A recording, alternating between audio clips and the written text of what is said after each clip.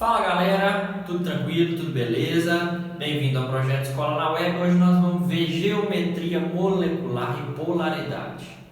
Então nessa aula nós vamos entender, agora que a gente já entende o que são moléculas, como é que os átomos se ligam, nós precisamos entender a conformação que eles têm no espaço. Ou seja, tem um gás aqui, oxigênio, que eu estou respirando ele, que está passeando aqui no ambiente. De que maneira que ele está no ambiente? Digo, em que disposição geométrica? Se eu vejo uma molécula, ela está em formato triangular, angular, como é que é a forma que ela se estabelece? E existe uma forma de saber isso? E mais outra pergunta, para que isso me interessa? Eu não estou nem aí para isso. Bom, a gente precisa entender a geometria, que é um negócio simples, pessoal, para a gente entender o que é a polaridade, que vai ter uma aplicação prática direta para nós. Por que ela tem uma aplicação direta? Porque agora nós vamos entender se a molécula tem polos de carga, tem concentração de carga de um lado ou de outro, ou se ela não tem concentração de carga nenhuma, ela é apolar. E por que isso é importante do ponto de vista prático? Que aí nós vamos compreender por que uma substância dissolve na outra. Por que eu coloco sal em água, mexi um pouquinho e ele dissolveu? Por outro lado, por que eu coloco o óleo em água e eles rapidamente se separam? Existe uma explicação química para isso? Nós vamos entender nessa aula de hoje. Então vamos lá, vamos começar. Seguinte, gente, nós já vimos o que são moléculas, tá? Então moléculas a gente chama de uma associação de átomos qualquer. Mas mais especificamente, são moléculas aquelas estruturas formadas por ligações covalentes, coordenadas, né? Que nós vimos na aula de ligações. E é interessante notar, gente, que moléculas podem ser desde dois átomos juntos até milhares de átomos associados. Nós podemos ter as macromoléculas gigantes, né? Que a gente já viu e existem vários. Hoje em dia os polímeros são uma área muito forte. Então acompanhe a curiosidade sobre polímeros que nós vamos ter no canal. São moléculas que podem ser pequenininhas ou grandes, tá? Beleza, dito isto, isso é importante para a gente entender como é que ela vai se estabelecer no espaço, como é que ela vai ser encontrada na natureza, ok? Bom, vamos só fazer uma observação. Para começo de conversa, vamos simplificar uma ideia aqui. Se eu tenho uma molécula formada por dois átomos, então eu coloquei aqui, por exemplo, a molécula de H2, hidrogênio gasoso. Então está aqui um átomo de hidrogênio ligado com outro átomo de hidrogênio. Só dois, gente, sempre vai estar linear, correto? Então isso aqui pode girar, pode inverter, pode ficar dançando aqui na minha frente no espaço. Mas ela sempre vai ter um formato reto aqui, ó, linear. Se eu pôr uma régua, elas sempre vão estar uma do lado da outra, porque é impossível dois átomos estabelecerem uma conformação que não seja linear. Dá para entender isso? Então vamos continuar. Então dois átomos vai ter sempre uma forma linear de ser encontrada na natureza. Isso é uma primeira observação. Outra coisa que nós temos que nos atentar para a gente compreender fácil, matar a geometria fácil, já entender como é que essas moléculas vão se apresentar. A gente sempre tem que pensar o seguinte, entender um átomo central e imaginar os ligantes que estão nesse átomo, ok? Então a gente vai pegar o átomo central, que eu chamo aqui de A, e ao redor desse átomo central nós vamos ter nuvens de elétrons, tá? Essas nuvens é a que vai levar a descrição da geometria. Como que vai ser isso, gente? Nós temos uma teoria que a gente aplica, que é a teoria da repulsão de pares eletrônicos da camada de valência, né? Nome grande, mas é uma coisa simples. O que é essa teoria que fala, gente?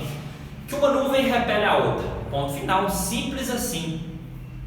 Se uma nuvem repele a outra, elas vão ficar o mais distante possíveis. É isso que nós vamos fazer. Então eu vou imaginar um átomo central, as nuvens lá bonitinhas, sempre o mais distante umas das outras possíveis. E isso já vai me dar geometria. Fácil, fácil. Só para a gente combinar um negócio. Nuvem, gente, que se repele. O que vai ser nuvem? Porque aí você pode estar pensando, pô, mas nuvem? Como é que eu vou considerar uma nuvem, outra? Vai ser duas, uma? Como é que vai ser isso? Vamos convencionar, gente. Uma ligação covalente simples é uma nuvem. Uma ligação coordenada dativa é uma nuvem. Uma dupla ligação covalente é uma nuvem. Não são duas nuvens, é uma nuvem.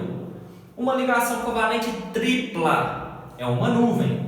E um par de elétrons é outra nuvem. Então a gente sempre vai circundar assim, para demonstrar a nuvem. Nós vamos ver aqui em seguida. Mas só para a gente convencionar isso aqui.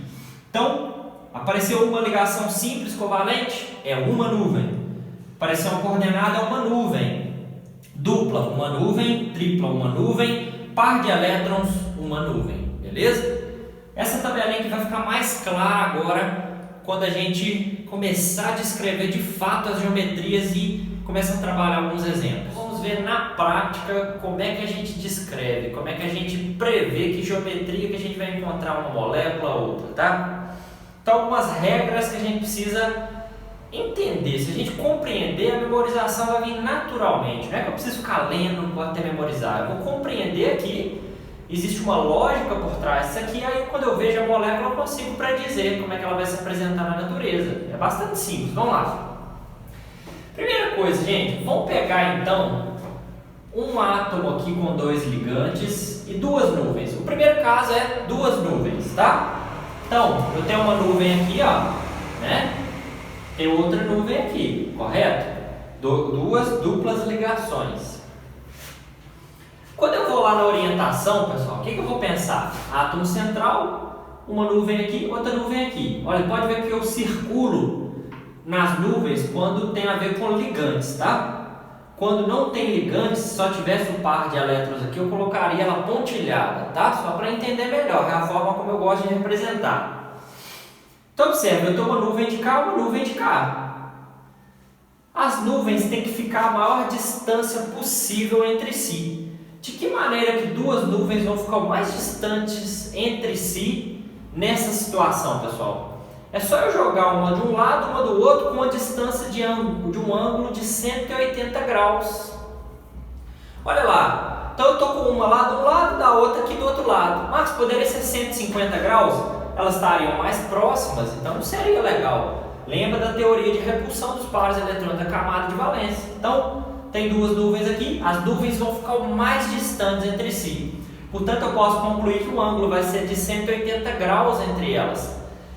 Consequentemente, a geometria que eu vou ter nesse caso é uma geometria linear, pessoal. Se eu representasse com bolinhas, eu encontraria na natureza algo como assim, uma estrutura reta. Então são três ligantes, Aqui seria o oxigênio, e aqui seria carbono, beleza? Uma estrutura reta com ângulo de 180 graus. Pessoal, e se eu tiver aqui três nuvens? Próximo caso. Bom, eu posso ter três nuvens com três ligantes ou com dois ligantes. Vamos ver com três ligantes primeiro. Então, SO3, por exemplo, a molécula de SO3. Então ela tem uma dupla aqui, uma simples aqui com oxigênio. Como é que a gente vai desenhar? Átomo central, três ligantes, três nuvens. Se um círculo tem 360 graus, eu divido por 3 a distância máxima angular que elas vão ficar uma da outra, 120 graus. Bem lógico, né, gente? Portanto, eu chamo essa forma de trigonal. Três nuvens, três ligantes equidistantes entre si, com um distanciamento de 120 graus a cada dois deles, né? Então, percebam que quando eu desenho uma fórmula plana, eu não estou preocupado com geometria. Mas se alguém perguntar assim, como é que essa molécula que ela é encontrada? Ela é encontrada desse jeito na natureza? Não. Eu tenho que levar em conta as nuvens e a distância que elas estão, e ela vai ser encontrada nessa forma trigonal, tá? Então seria como se eu visse isso aqui na natureza. Se eu representasse por bola, eu veria aqui, Então, representando aqui nesse modelo, eu teria algo como isso aqui, correto? Aqui o enxofre, aqui os oxigênios. Seria assim que ela ia estar flutuando aí na natureza. A próxima aqui, pessoal, vou apagar aqui só para não ficar confuso. Agora imagine que tenha dois ligantes, só que o par de elétrons está sobrando lá no enxofre, certo? A molécula de SO2 é um exemplo com dois ligantes. só que no qual eu vou ter 3 nuvens também, igual no caso de cima, só que aqui não é um ligante, aqui é um par de elétrons. Então olha lá, coloquei pontilhada, que é um ligante, e aqui inteira as linhas, mas são 3 nuvens idênticas. Marcos, são 3 nuvens, repulsão máxima entre elas. O círculo tem 360 graus. Quanto que vai ter a distância entre um e o outro em termos de ângulo? 120 graus também, não muda nada lá para cima. Só que lembrem-se, aqui, essa parte de cima não é um ligante. Então ela gerou repulsão nos outros, mas os ligantes estão aqui embaixo. Se eu desenhar a estrutura, como é que eu ia encontrar isso na natureza? Ó, no modelo de pau e bola que a gente fala, né? Então aqui seria o S, aqui seria um O e aqui seria um outro O. Marcos, e o par de elétrons? O par de elétrons está lá na dele, só que ele repulsou e gerou uma geometria, que é essa aqui. Como é que a gente chama essa geometria, pessoal? A gente chama essa geometria de angular, tá? Então eu tenho um ângulo aqui de 120 graus, só que eu só tenho 2 ligantes no átomo central. Isso é angular. Mas não é trigonal? Não, porque aqui você não tem um ligante lá em cima, não tem 3 ligantes, tem só 2 ligantes no ângulo de 120 graus. Então ela é encontrada no formato angular. Perceba que a lógica é a mesma, só que aqui, ao invés de eu ter um terceiro ligante, eu tenho um par de elétrons, beleza? Vamos ao próximo caso. Agora 4 nuvens. Para fechar, gente, o último caso, precisamos compreender esse aqui.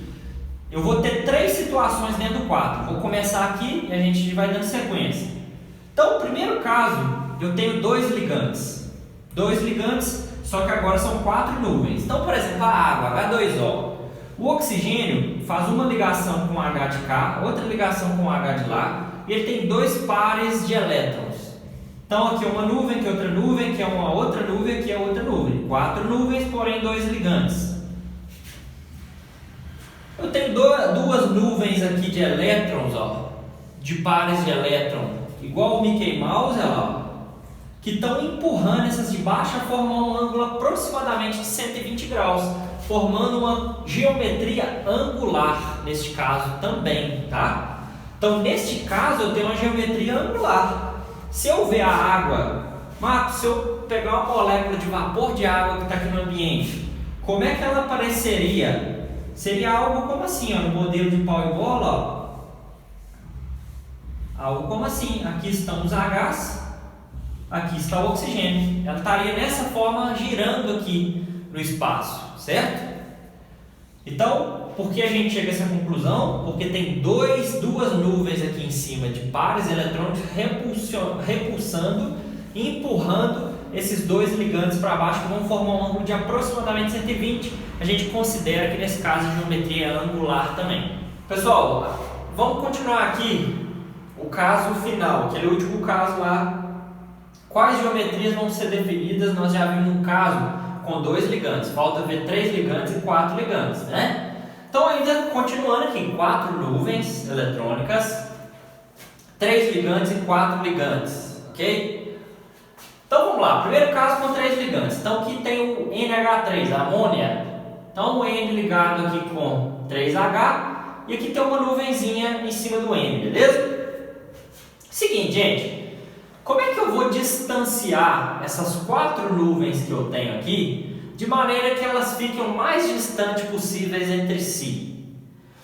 Então eu vou precisar jogar um H, um ligante para frente, tá? Por isso que eu simbolizo colorido, quer dizer que está na frente do quadro aqui, ó, tá estourando o quadro aqui para frente, tá? Tem outro que vai estar lá no fundo, por isso que eu ponho ele pontilhado, ele vai estar escondido lá atrás. E duas nuvens no plano do quadro, tá? Vamos entender assim. Isso dá um ângulo de 109 graus e 28 minutos entre cada uma dessas nuvens, tá? É a maneira que eles vão ficar mais distantes entre si. É a maneira angular que eles vão estar mais distantes entre si, beleza? Então isso aqui, gente, só para compreender bem, tem gente que tem dificuldade com espacial, com visão espacial. Eu coloro, esse que está colorido, pessoal, quer dizer que ele está para frente do quadro. Esse que está pontilhado, ele está lá no fundo do quadro, está para trás do quadro. e esses aqui estão no plano, formando um ângulo entre cada um deles de distância de 109 graus e 28 minutos, tá? Que geometria seria essa? Como é que a gente encontraria a amônia na natureza? No modelo de pau e bola, que fica mais fácil de enxergar, a gente veria algo assim, ó, aqui está o nitrogênio e aí seria aqui, ó, escondidinho lá atrás, um hidrogênio, aqui para frente do quadro temos um outro hidrogênio aqui e no plano um outro hidrogênio. Então no modelo de pau e bola ficaria algo assim. Aqui é só a nuvem eletrônica que está repulsando os outros ligantes. Essa geometria eu chamo de piramidal. Como é que você vai guardar isso? Isso aqui parece uma pirâmide, pessoal. Observe, você vê a base da pirâmide fechada, né? Que se fecha num topo aqui com o ligante superior, beleza? Agora olha aqui. E com 4 ligantes, como é que fica essa história aí? Observem aqui, pessoal. CH4, metano. Então, carbono ligado a 4 hidrogênios, tá? Eu coloco o átomo central, desenhei 4 nuvens, mesmo caso de cima. Se são 4 nuvens, que distância elas vão ter entre si? 109 graus, 28 minutos. Uma nuvem para frente, outra nuvem lá no fundo, 2 nuvens no plano. Mesma história. Só que pense, aqui eu tinha só uma nuvem de elétrons. Aqui eu tenho um ligante de fato. Então, quando eu vou olhar no modelo de pau e bola, como é que eu veria o metano na natureza? Ele estaria assim, da seguinte maneira, ó. Então, aqui está o C, tá? E aí ele teria atrás do plano um H, para frente do plano um outro H, no plano um H e esse H aqui também no plano, ok? Então agora já não é mais uma pirâmide, é um tetraedro, tetra de 4 ligantes estabelecendo uma geometria dessa natureza com 109 graus e 28 minutos também entre os seus ligantes.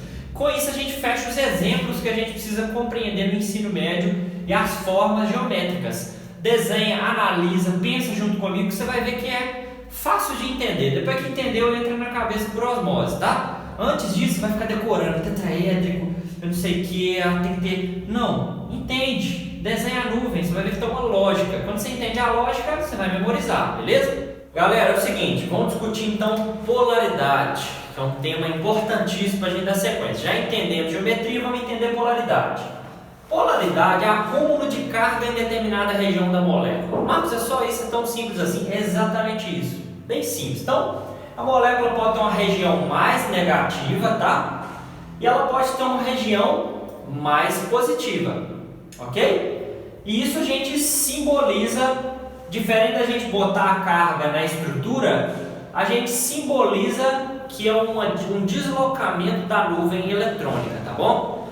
Então, deslocou a nuvem para lá ou para cá, a molécula vai ficar com partes mais negativas e partes mais positivas. A esse fenômeno a gente dá o nome de polaridade.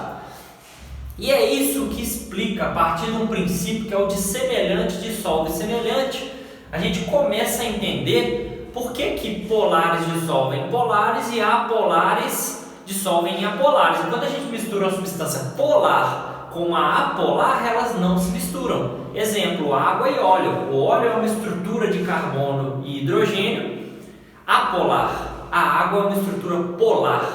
Os dois se misturam e não vão formar uma mistura miscível. Vão ficar uma mistura heterogênea e miscível, tá? Por outro lado, quando eu pego o NaCl, por exemplo, sal de cozinha, coloquei na água, ele dissolve com a beleza. Por quê? A água é polar e o NaCl é polar. Vamos entender em detalhes.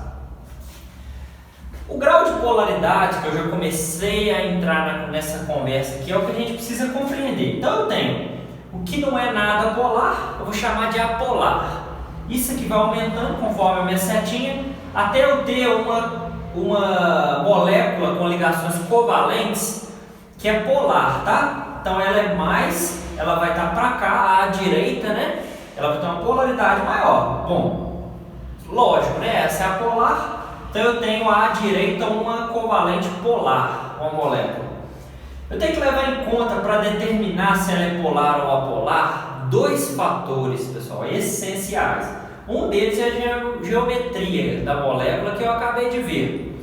O outro é a diferença de eletronegatividade. O que é eletronegatividade, Marcos? Me lembra? É a atração que um átomo exerce sobre a nuvem de elétrons numa ligação. Ele está ligado ali com o outro, a força com que ele puxa aquela nuvem de elétrons para ele, a gente denomina eletronegatividade. Então, se eu sei a eletronegatividade dos átomos envolvidos e a geometria que está aquela molécula, eu vou saber se ela é polar ou se ela é apolar. Agora, mais polar que todo mundo vai ser uma ligação iônica, um composto de ligação iônica. Marcos, por quê? Na iônica, olha aqui, ó, eu já tenho um elétron capturado pelo ânion e um elétron perdido pelo cátion. Então eu considero que iônica é a mais polar de qualquer conversa, tá? Agora aqui eu vou ter uma polaridade relativa dentro das moléculas de ligação covalente. E eu posso ter moléculas de ligação covalente que tem nenhuma polaridade, que a gente chama de apolar, beleza? Marcos, experimentalmente, isso que você está me falando, dá para ser observado? Dá sim. Existe um experimento com campo elétrico, o pessoal aciona um campo elétrico, então fica um polo positivo, um polo negativo e uma solução aqui com moléculas. Isso aqui é uma molécula, tá, gente? Isso aqui são ligações covalentes, ó, não são ligações iônicas, nas quais se testa a polaridade. As moléculas apolares, elas continuam do mesmo jeito quando acionado o campo elétrico. As moléculas polares vão se orientar conforme o campo elétrico. Então, o vetor do campo elétrico está aqui nesse sentido, ó, o Ezinho aqui. O que acontece? Eu tenho o lado negativo da molécula voltado para o lado positivo voltado para o lado negativo em toda a extensão dessa substância, beleza? Então isso é verificável experimentalmente. Vamos entender por meio dos exemplos como é que a gente vai determinar se a molécula é polar ou não. Você vai ver como é simples. Vamos lá, só vamos a alguns exemplos aqui no quadro, tá? Pra gente entender como é que vai definir a polaridade. Assim como nós definimos a geometria, nós vamos definir agora a polaridade da molécula. De que maneira que nós vamos fazer isso? Nós vamos levar em conta dois princípios: diferença de eletronegatividade. Quanto mais eletronegativo, mais polarizada vai ser a molécula, beleza? Segunda coisa, geometria da molécula. Vamos ter que desenhar a geometria e imaginar dentro dela. Poxa, a nuvem do elétron está sendo puxada para lá, tem outra sendo puxada para cá. O resultante desse vetor é qual? E aí eu vou saber se o vetor é maior ou igual a zero. Se ele é maior que zero, polar. Se ele é igual a zero, apolar. Não tem polaridade nenhuma na molécula, beleza? Essa é a análise simples que nós vamos fazer. Vamos lá. HCl, ácido clorídrico, cloreto de hidrogênio. Geometria, que ó, é linear, né, gente? Dois átomos é linear, fim de papo. Beleza. Quem é mais eletronegativo aqui? Eu sei que é o cloro. Se eu aplicar a propriedade da tabela periódica, eu vou ver que o cloro é um halogênio. Está lá à minha direita e o hidrogênio está quase na esquerda. A eletronegatividade na tabela periódica cresce da esquerda para a direita. Então aqui, ó, aqui é o lado negativo puxando e aqui é um positivo cedendo a nuvem. Esse elétron, essa nuvem, não vai embora completamente do hidrogênio, mas é como se ela ficasse escassa aqui, ó, e aqui ela alargasse, tá? Vamos entender dessa forma, beleza? Então é o seguinte, então eu tenho essa nuvem sendo puxada para cá, o vetor resultante eu chamo de μ. μ é o vetor elétrico, tá? O de polo elétrico, ok? A resultante vai ser diferente de zero, porque eu tenho uma estrutura linear puxada só para lá. A molécula é polar, fim de papo. Simples, né? Vamos mais uma que tem mais ligantes, para a gente ver como é que muda aqui. Então eu peguei o CO2, né? O dióxido de carbono. Então está aqui o dióxido de carbono, a estrutura dele, tá? Então olha lá, ele tem uma estrutura linear, correto? Por quê? Porque os 4 elétrons da camada de valência do carbono estão em ligação. Tenho duas duplas, não tem nenhum par de elétrons com nuvens aqui para repelir esses dois grupos ligantes. fica linear. Apesar de ter 3 ligantes, fica linear nesse caso, por quê? Porque não tem nuvem nem em cima nem embaixo, só tem essas duas nuvens, elas vão ficar 180 graus na distribuição, uma geometria linear de novo, beleza? Tá, eu sei, gente, que o oxigênio ele é mais eletronegativo. Como é que eu sei isso? Propriedade da tabela periódica. Se você não viu essa aula, volta à aula anterior aí, tá no projeto Escola na Web. Então aqui é negativo, aqui é negativo, aqui é positivo. Nós vamos ter dois vetores, um puxando para a esquerda, outro puxando para a direita, de igual intensidade, que são dois oxigênios, mesma eletronegatividade. Então o que vai acontecer? Vai cancelar, pessoal, o vetor resultante é zero, e essa molécula é apolar. Então essa molécula é apolar, beleza? E é por isso que o CO2 dissolvido na água, água mineral com gás, ou no próprio refrigerante, é o CO2 que está lá dissolvido. E rapidamente, na hora que você abre a Coca-Cola, ele vai todo embora. Já percebeu? Você tem que tomar Coca-Cola até correndo, senão ele vai todo embora. Porque ele é apolar, ele não vai ficar lá dissolvido. Ele é instável, ele é colocado lá com pressão e quando menos se espera, ele vai embora o mais rápido possível, porque ele é apolar. E agora você entende por quê. H2O, molécula da água. A gente já sabe que ela é uma geometria angular. Angular por quê? Lembrando lá que ela tem dois parzinhos de elétron aqui empurrando os dois ligantes para baixo, correto? Nós vimos lá na geometria. Então, beleza. E aí eu sei o seguinte, eu sei que esse aqui, o oxigênio é mais eletronegativo, propriedade da tabela, propriedade periódica. Eu sei que os hidrogênios têm baixa eletronegatividade, eles vão formar uma zona de positividade. Então eu vou ter um vetor puxando para cima, outro vetor puxando para cima o oxigênio, vou ter um vetorzão resultante que vai ser uma nuvem, como se eu tivesse uma nuvem grande aqui e uma nuvem bem pequenininha na região dos hidrogênios, correto? Então a molécula de água, ela é escassa em nuvem eletrônica dos hidrogênios e bem cheia numa nuvem eletrônica no oxigênio. Como é diferente de 0,1 resultante do dipolo elétrico, ela é uma molécula polar, beleza? Vamos mais um NH3, gente. Desenhei lá, o NH3 é o que? Ele tem uma geometria piramidal, ó, uma pirâmide, né, gente? Eu tenho as zonas aqui de baixa eletronegatividade, as zonas positivas aqui que são dos hidrogênios, correto?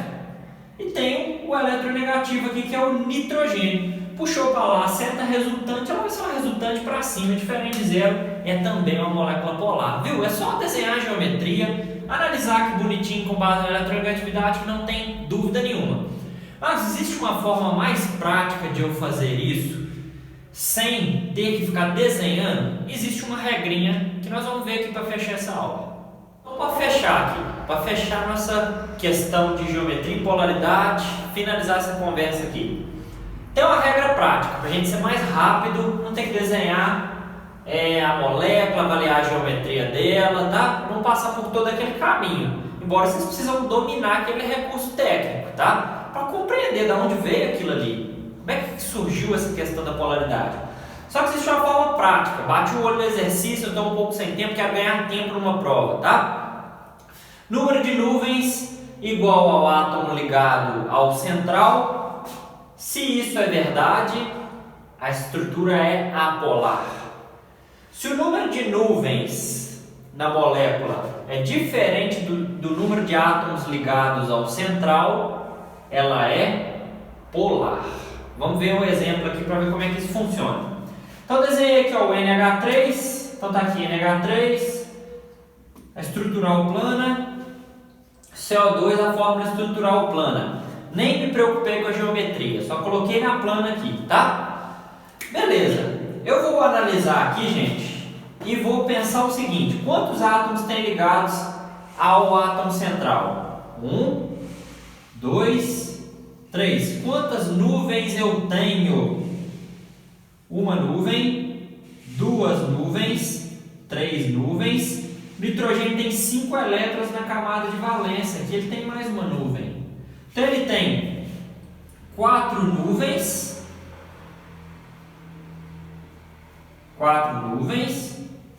e ele tem 3 ligantes. Isso aqui é o que? Polar.